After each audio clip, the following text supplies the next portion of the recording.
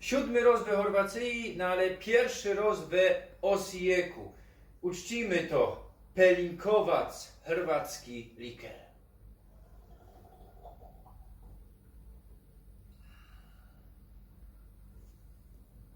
Osijek, miasto we Chorwacji, we Slawonii, we Baranii.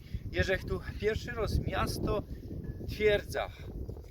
Fest potencjał, no ale fest zaniedbany. Już dawno, że nie widział takiego zniszczonego miasta we centrum. Godocie Bytom je na Górnym Śląsku zniszczone. No tutaj w samym centrum i przy ringu myślę je jeszcze gorzej, bo przy ringu Bytom wygląda lepiej. No zaniedbane, nikt tu nie inwestuje, wygląda to jakby się tu przed chwilą wojna skończyła, a wojna się skończyła 30 lat do zadku tutaj.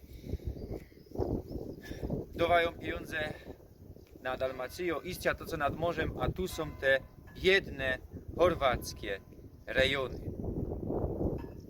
Richtig barańskie żarcie. Tutaj mamy fish paprika, mamy